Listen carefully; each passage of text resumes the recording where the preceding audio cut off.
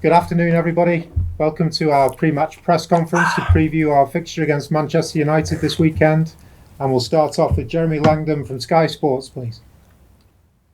Yeah, hi Rafa, how are you doing? Fine, and you? You okay? Yeah, very good, thank you. Nice to speak to you. Can we just check on the fitness situation? Is Calvert-Lewin ready to play again in this match? No. I saw in the press that people talking about Seamus, Coleman and Dominic, but they are not ready yet. They are training, they are starting on the pitch little by little, but still they are not ready for this game. And what about Richarlison and Gomez? Exactly the same situation. So they continue working and they are getting better, but they are not ready for this game. Just on Richarlison, he's been saying in an interview in Argentina that I don't know what my future holds. Should Evertonians be concerned by what he's been saying at all? To be fair, yesterday I was having lunch with him and then he was happy and then we were talking about the future, about his situation. So, and the main thing is to be sure that he is fit. And I was talking with his people and it was a very nice conversation and everything was positive and the player wants to be fit, to score goals and to do well for us. That's it. Sure. Well, it's a massive game at Old Trafford, Rafa, and you know what it takes to win there. You won there with Liverpool in 2009, with Chelsea in 2013. If you win there again with Everton, you'll be the first manager to win at Old Trafford in the Premier League with 3 different clubs. Are you confident that Everton can give you that? And what do you remember about those previous wins? Yeah, obviously when you win against a good team, always is massive, and then you have very good memories. But now it's just to concentrate on that. It will be a tough game, difficult game against a very good team. People can talk about, they lost this game or the other one, but they have so many good players that anyone can make the difference, like they did against Villarreal. So for us, it's just, or for me, it's to concentrate on to do well, to be sure that we can present a team that can compete and try to get the 3 points. That's it. But those previous wins there for you must be really special memories, aren't they? Yeah, for sure. It's just you win games anywhere, but especially in this big stadium against a top side. So it's always important, and I have a lot of good memories, yes. How are you going to stop Ronaldo? 5 goals on his return to Manchester United. He's 36. He's been a sensation. You know all about him, of course, from Real. How are you going to stop him? I think Cristiano is a great professional. With his age, still is doing really well. So we have to keep an eye on him, but we have to keep an eye on the rest of the team. I said before, they have so many good players that anyone can make the difference. So we have to be concentrating from the first minute until the last minute. Thanks, Rafa. Good luck. Thank you. Thanks, Jeremy. We'll go to Vicky Sparks at Premier League Productions, please. Hi, Rafa. Good Hi. to see you. Nice to see you. Can we chat a bit about Andros Townsend? Obviously, great start to the season. He's described working with you as a match made in heaven and says that he loves the fact that you're never satisfied. Is that how you see yourself and what's he like to work with? Yeah, I think that as a manager, you have to try to improve your staff, yourself, your team, your players, the press department, so as much as you can. So everything has to be better and better if you want to compete and you want to have a chance to win. So Andros is a player that I knew well when we were in Newcastle United, and is someone that is very keen to learn, is working very hard. I think he's a great example for the young players, and he's the type of player that the Everton fans love, because he gives everything on the pitch and at the same time he has quality. And he's spoken about his desire to score regular goals rather than just spectacular goals, wants to get into double figures for goals and assists this season. As a manager, is that what you would be most pleased to see from him this campaign, that consistency rather than the spectacular, although both obviously is good? No, we talk about that. So I said it doesn't matter how is the goal. The main thing is to score goals and to win games. So he has to give more assists, he has to score more goals, but he has to continue working for the team in the way that he's doing. That is an example for the Demarai Gray, or will be an example for any of the other talented players that we have, that they can copy him and see that if you have the quality and you work hard, then you can be successful. And in terms of Manchester United, they've had a habit of scoring late goals this season. Is that something you'll be wary of? They can score goals anytime, so they have so much quality that anytime. But okay, they were I will say lucky, but also they have the quality to score in the final minutes because they continue pushing and attacking. So I think, as I said before, it will be a tough game for us, and we have to be concentrated from the first minute until the last minute. Thanks, Rafa. Good luck. Thank you. Thanks, Vicky. We'll go to Alistair McGowan at the BBC, please. Hi, Rafa. How are you? Hi, fine, and you? Good, thank you. I just wanted to ask a bit more about Ronaldo. Is that someone that you have to sort of focus on primarily in terms of the game on the weekend, or does it affect your team tactics at all when you've got such a big player for that him? No, not really, because if you name any of the other players that can play, I am sure that the offensive players, all of them, they can score goals and they can make the difference on their own. So you cannot concentrate just on one player, even if he's as good as Cristiano, when they have so many players around good enough. So we have to have a game plan, trying to stop them and trying to be positive and score goals. So, but it's not just Cristiano, because the others, they can score goals, anyone. And obviously he's well into his 30s now. Are you surprised that he can still have such an impact at the age he is? No, not really, because when I was coaching him in Real Madrid, he was one of the best professionals. So he was always training well, always available, always taking care of his body, and then I think it was an example as a professional. And just last of all, obviously a few games in now into the Premier League, I just wondered whether you had noticed any major differences to the league compared to when you were last the manager here. Yeah, more or less I would say the style. A lot of people, they want to play from the back and then they talk about possession. Maybe more people also realize that it's not a big issue, the possession. It's just how many goals can you score, how many chances you create, and then things like that. But it seems that the mantra of positive football on the front foot, all these things is good for the press conference. But in the end, what you have to do is to play well and to win games. So both things, and you can do it in different ways. Thanks, Alistair. We'll go to Mike Hughes, Radio Merseyside, please. Hi there, Rafa. Hi. You okay? Yeah, fine, thank you. How would you assess the progress and the performances so far this season of individually and collectively of the Abdoulaye Doucouré and Alain axis in the holding deeper line midfield positions? Because they've done really well. How much more can they improve? And there seems to be a lot more attacking intent from them this season. How have you managed to bring that into their game?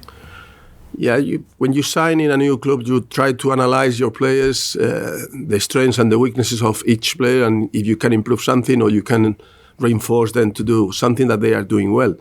So with those, with Doucouré, very clear he has the energy, the potential to get into the box. And then I told him so many times, just go, don't drop off too much, because you can be a threat in attack, and he's doing really well. So we were joking about to score 5 goals. He has already scored 3, 1 disallowed, but count just 2. And then he's doing well, and he's focused on that, on to play well for the team, and at the same time to be sure that he can score more goals. So I'm really pleased, because that is an extra motivation for any player. And Andros Townsend, we've already mentioned what an incredible start he's had this season, and hinted at before. He's mentioned about your never satisfied mentality, and other players that you've worked with in the past have said that. How easy is that to work with different types of players? Because some players would be more accepting of that. Others might see it as, well, I played well, but the manager isn't praising me. How does that work out?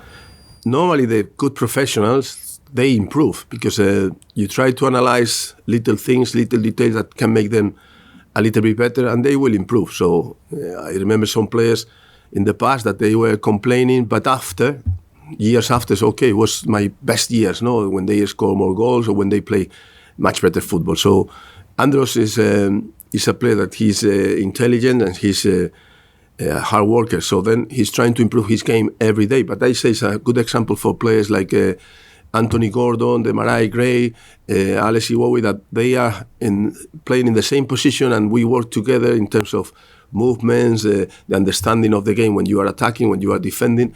So that is the way. So I think it's great for them to have someone pushing them. Always, I say the same. When you remember your teachers in the school, you remember the good ones, the ones that were pushing you, not the nice one that they allow you to do whatever you wanted. Yes, you have to push a little bit nicely, and then the players, they will improve.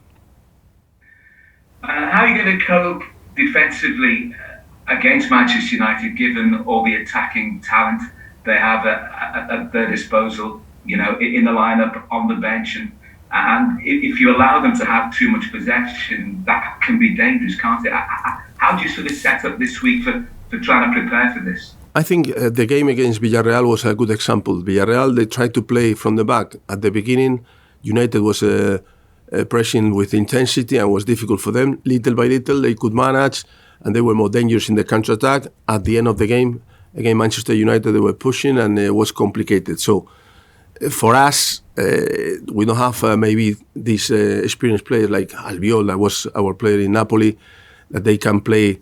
They have 4 players in the middle that they can play good football from the back, and then they are experienced players with quality, and they are patient when they move the ball. So maybe we don't have that, so we have to adapt to our players, but we will try to be strong in defense, and obviously we will try to score goals. Thanks, Mike. We'll go to Thank Ian you. Abrahams at TalkSport, please. Hi Rafa, how are you? Hiya. Fine, and you? Not too bad. Last time we spoke, you've just taken the job at Everton, so I just wondered, first of all, whether you now feel at home, feel settled in, you're level on points for United going into this game, one behind Liverpool, and just generally how you feel now you're at Goodison Park. Really pleased. As you say, I'm at home because a lot of people here, they treat me really well from day one, so it's not that we didn't have any issues. And we are working hard, they are working hard, we are improving things, and everybody is happy in the way that things are going on. So really I am feeling that I am at home. Everyone normally in the transfer window likes to see their team spend 10, 20, 30, 40 million pounds on one player. You spent way less than that, I think less than 5 million pounds on your 2 stars so far this season, Andros, Townsend and Damari Gray. Just talk to us about the influence those two have had and whether it's even been greater than you thought it would be. I want to be, you say honest, but I don't want to say honest. I want to praise some players because I think we talk about Demarai and Andros that they are doing really well, but I'm really pleased with Lonergan, and I'm really pleased with Begovic and with Rondon. They are working for the team, they are experienced players, and they are a great example for the others. So when you see these 2 keepers that they have experience also in the Premier League, and they come here and they train harder than anyone, I think it's a great example for everyone. So Andros and Demarai, they are taking the credit and the applauses now, but I think that the others are doing a great job also. Finally, just a couple on Ronaldo. First of all, are you looking forward to seeing him? I mean, I take it he's the best player you've ever managed. He's one of the best players for sure. He's a great finisher, and then I was lucky enough to have very good players in my teams, but he's one of the best, and I say he's a great professional, so it will be good to see him, but away from our goal. And what does he add to the Premier League? I mean, the Premier League's already got most of the best players in the world already here. Lukaku's at Chelsea, Liverpool have got Mo Salah, you've got some fantastic players like Richarlison and Everton. What does having Ronaldo in the Premier League for you add to the Premier League that maybe you didn't already have? I think he's, what they say, is a great finisher. So you can see every game that he has chances, he can score goals. And it's a good example for the strikers to see that you can play for a while if you are professional and you are focused on your job. Thanks, Ian. Thank you. We'll go to Phil Medlicott, the Press Association, please. Well, hi there, Rafa. Hi. Just 2 things I wanted to check on. Firstly, one name we didn't mention earlier on the team news front was Gabamin. I don't know if he's back in training or whether there's a chance he might be involved. Yeah, JP is training again, so he's fully fit and it's okay. And we have, like I said before, Dominique or Coleman, so some players are still there that they are not available. But Gimamin is a good news because we needed bodies. to check in on is sort of the situation with players going on international duty travelling to red list countries. It looks like fully vaccinated players will be able to do that and have quarantine exemptions when they come back. Is that your understanding? And as it stands, are all your players that have been called up going to be able to go? We know that there are new rules, and we are encouraging our players to have the double vaccine, and then we deal with each situation. But we are quite comfortable with our situation. So in general, we are managing well. But again, I would say we try to advise the players to have the double vaccination because it will be easier for the international duties and when they have to come back, all these things. So I think it's important for everyone to realize that it's helpful for everyone. I'm just trying to think in terms of your players that might affect. I was thinking it's only Yerry Mina and Salomon Rondon. Is that correct? Are they going to be able to travel? Yeah, it could be, but Jerry has a double vaccine, and with Salomon we have a special situation that we are dealing with the federation. So I think it will be okay. At the end, I think we'll be fine. Thanks, Phil. Finally, in the open section, we'll go to Jim Conlon, please. Hi, Rafa. Just a quick question there on Alex Iwobi. Alex recently in an interview there with a goal mentioned that he can no longer make excuses for himself in terms of his career at Everton since arriving a big fee from Arsenal on 28 million. Alex has praised you. He feels now that he's beginning to show his true colours at Everton. And do you believe that? Obviously, he's the legendary name of JJ Okocha, his uncle as well. Do you believe Alex can fulfil that potential? I would say that he has a little problem. I don't know if he will be available for tomorrow, but in terms of his future, his attitude, the way that he is training and playing, I'm really pleased. I think that the fans appreciate that he's giving everything on the pitch, and we are working specifically with him and with the wingers about movements and position, and then I think he's improving and he's enjoying this improvement, and still we can improve him a little bit more because he's working so hard in the training session and he has so much potential to keep working with him that I think he will be much better player at the end of the season.